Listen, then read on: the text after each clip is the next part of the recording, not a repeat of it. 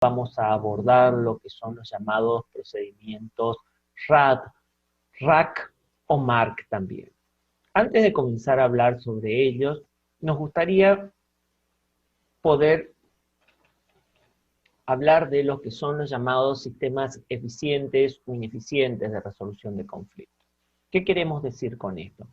Los conflictos pueden ser resueltos de tres maneras, en base a los intereses, es decir, en base a qué es lo que las partes desean, qué es lo que les preocupa. Cuando estos conflictos no pueden ser resueltos en base a los intereses, pueden ser resueltos en base al derecho. Esto es, la ley dice, o la norma dice a quién le corresponde, tiene la razón en determinada situación, con base al uso del poder o uso de la fuerza. Decimos que los conflictos son un sistema de resolución de conflictos ineficiente cuando la mayor cantidad de los conflictos se resuelven en base al uso de la fuerza y pocos en base a los intereses. ¿Por qué decimos esto? Porque cuando los conflictos se resuelven en base al uso de la fuerza, en base al uso del poder, hay una parte que se siente que ha perdido, que de alguna manera siente avasallado sus derechos, su situación, y en general queda dolida, y a veces tenemos situaciones donde podríamos decir que formalmente tenemos resuelto un conflicto, pero en el fondo el conflicto está latente y puede volver a renacer en cualquier momento. Por eso que decimos que los conflictos, el sistema de resolución de conflictos es eficiente cuando la mayor cantidad de los conflictos se resuelven en base a los intereses, aquellos que son necesarios en base al derecho, y los menos, o aquellos en los que se requiere efectivamente el uso de la fuerza. Por ejemplo, ante una situación de violencia de género, la exclusión del hogar aparece como una situación de resolución para poder trabajar esa situación. O en el caso de una orden de desalojo que no se cumpla, el uso de la fuerza es requerido. ¿Cómo se resuelven habitualmente los conflictos? Podríamos decir que tenemos como un continuo. A veces la gente cree que frente a los conflictos tenemos dos opciones, o no hago nada o hago la denuncia. Pero tenemos varias posibilidades para trabajar. Una es evitando, no haciendo nada. Esto puede ser una alternativa, una opción, aunque en ciertas ocasiones cuando se evita siempre el conflicto, eso termina siendo parte del conflicto porque se lo evita y el conflicto solo se lo ve cuando se ha agrandado demasiado. Una discusión informal y resolución es lo que llamamos la negociación.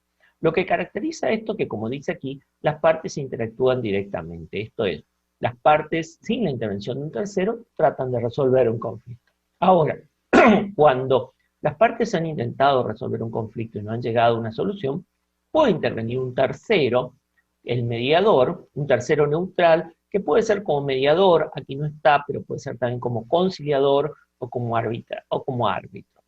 Ya vamos a ver la diferencia, pero vamos a ver que por el momento nos interesa saber que en la mediación y en la mediación el arbitraje interviene un tercero neutral, pero hasta la mediación la decisión queda en manos de las partes involucradas. Cuando vamos al arbitraje, ya esa decisión está en manos de una tercera persona. Como vemos acá, a medida que nos movemos de izquierda a derecha, vamos a encontrar que aumenta la coerción y la posibilidad de un resultado gana-pierde. ¿Por qué? Porque en la negociación las partes son dueñas de arreglar tanto el procedimiento como el resultado. En la mediación controlan el resultado porque definitivamente pueden aceptar o no, son ellas las que construyen el acuerdo, pero ya no controlan el procedimiento que lo controla el mediador. En el arbitraje deciden si ingresan, pueden decidir voluntariamente si ingresan al arbitraje, pero una vez que ingresaron, la decisión es obligatoria para las partes.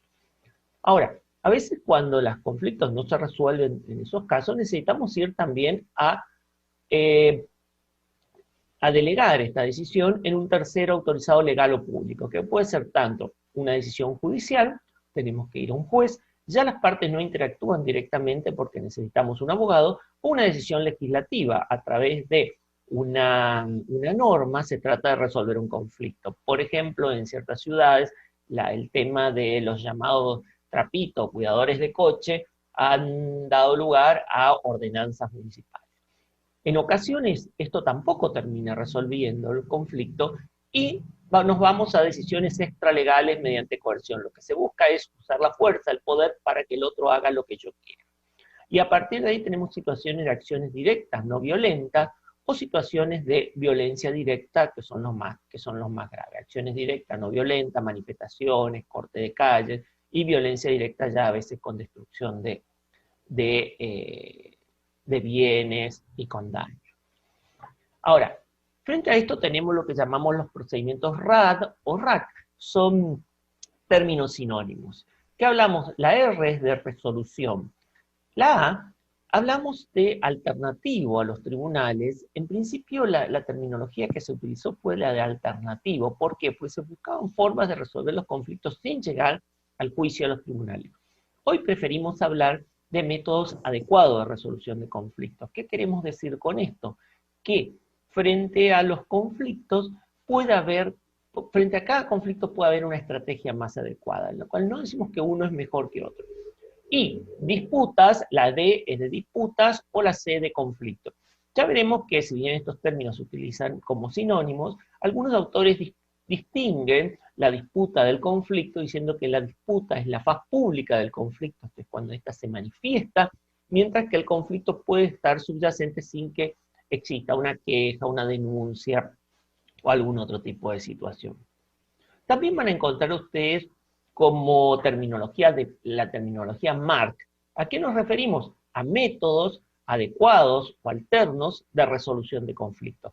Es decir, las terminologías RAD, RAC, MARC, nos estamos refiriendo a lo mismo. Lo que sí nos parece interesante es que ya estamos superando la terminología esta de pensarlo como alterno, porque da la idea que hay un método principal de resolver los conflictos, para pensar en métodos adecuados, que para cada tipo de conflicto puede haber una estrategia más adecuada. ¿De qué nos referimos cuando hablamos de los procedimientos de resolución adecuada, alternativa de disputa? Las formas más conocidas de nuestro país son la negociación, la mediación, la conciliación y el arbitraje. Y hay otras técnicas que no son tan difundidas en nuestro país. ¿Qué es lo que caracteriza a la negociación? Que las partes que tienen un conflicto tratan de llegar a un acuerdo sin la intervención de un tercero. Cuando hablo parte, pueden ser dos o más partes. Lo que caracteriza es que no hay un tercero que ayuda a que estas partes puedan llegar a un acuerdo.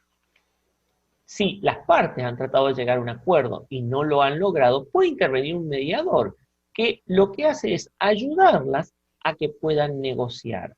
Algunos dicen que la mediación no es otra cosa que una negociación ayudada por un tercero. Entonces, lo que hace el mediador desde un lugar neutral ayuda a que las partes puedan negociar. Este concepto más adelante lo vamos a ampliar también. En nuestro país hay países donde los términos mediación y conciliación se utilizan como sinónimos. Sin embargo, aquí en la Argentina, cuando hablamos de conciliación, nos estamos refiriendo a un sistema también donde existe un tercero neutral que, a diferencia del mediador, puede proponer situaciones, puede proponer soluciones. Ahora, lo que ocurre es que, similar a la mediación, siempre son las partes las que tienen la decisión de aceptar o no la propuesta del conciliador. Y en Argentina esto tiene un aditamento más todavía. ¿Qué significa? Que la conciliación se hace ante una autoridad, es decir, ante el juez o ante alguna autoridad.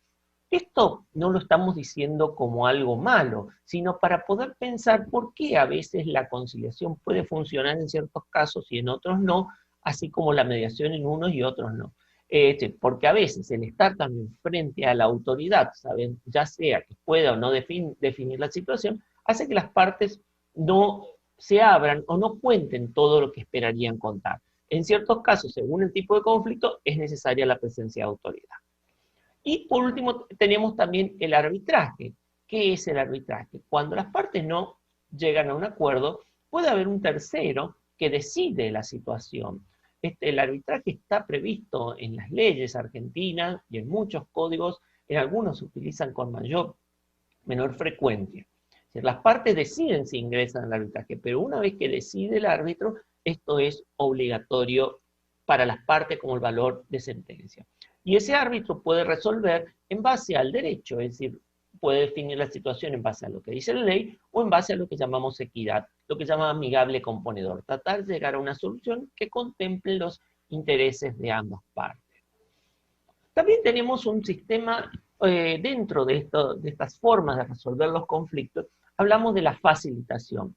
¿Qué es la facilitación? Es un conjunto de habilidades, técnicas y herramientas para crear las condiciones que permitan un desarrollo satisfactorio de los procesos grupales y personales, tanto en la consecución de sus objetivos y realización de su visión, como en la creación de un clima relacional donde reine la confianza y una comunicación fluida, empática y honesta. En definitiva, ¿qué hace el facilitador? Ayuda a que se generen las condiciones para que los grupos puedan lograr sus objetivos, mejorar su clima interno, mejorar la comunicación, estas cuestiones. Digamos que el facilitador aplica las herramientas, a veces que diseña estrategias para ver cómo se va a lograr esto, genera los encuentros, los acompaña, los ayuda. También aplican muchas herramientas que son similares a la de la negociación y la mediación. Pero también es interesante la facilitación como proceso en ciertos tipos de conflictos.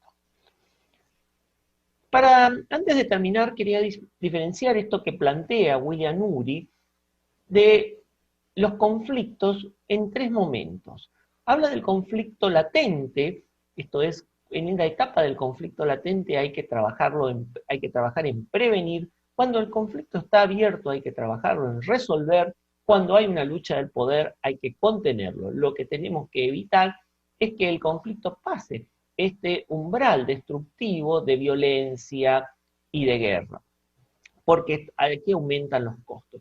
Y en este sentido me parece interesante lo que plantea Ury, donde él en un libro que se llama Los 10 roles del tercer lado, habla de por qué suele escalar el conflicto. Cuando el conflicto está latente, el conflicto puede escalar por necesidades frustradas. En ese caso, ¿qué habría que trabajar? En proveer a esas necesidades. Ya pueden ser necesidades básicas, a veces son necesidades de sentirse parte, necesidades de reconocimiento. En ocasiones los conflictos pueden escalar porque existen habilidades pobres para gestionar los conflictos. Y él habla del maestro, ¿en qué sentido? En dar herramientas para que esa comunidad pueda contar con estrategias de gestión de conflicto, porque a veces los conflictos escalan porque se entiende que hay dos alternativas, o no hago nada o actúo con violencia.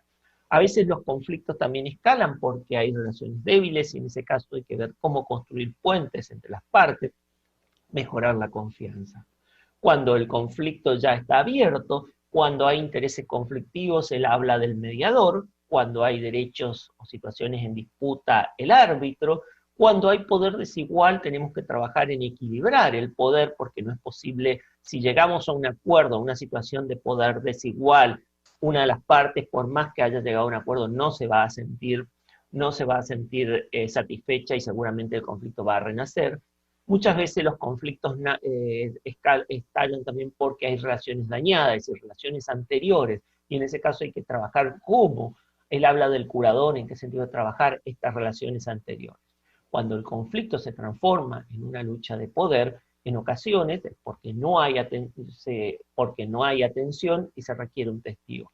Muchos conflictos en lo cotidiano escalan, por ejemplo, un corte de ruta, un corte de calle, con esto no estamos justificando este tipo de metodología, pero ¿por qué? Porque es una manera de hacer visible ese conflicto. Muchas veces nos encontramos que cuando pasó esto, o cuando se va a los medios, alguna cuestión, el conflicto no nació el día anterior, tiene una historia y lo que se está buscando es un testigo, alguien que preste atención a esta situación. Cuando no hay límites, hay que poner límites, y cuando no hay protección, él habla del guardián de la paz, en el sentido de que hay que proteger a la parte más débil. ¿Qué queremos decir con esto? ¿Qué es lo que plantea Ury y nos parece importante con esto? Que el conflicto, ya lo vamos a ver más adelante, puede escalar por distintas maneras y puede tener distintas características. Para cada tipo de conflicto puede haber una estrategia más adecuada. Y esto es lo que queremos que quede como una idea de esta unidad. Primero, hay distintas formas de abordar los conflictos. Entendemos que para cada tipo de conflicto puede haber una estrategia más adecuada y que el paso para esto es poder trabajar primero en analizar. Muchas gracias y seguiremos en los próximos ejes.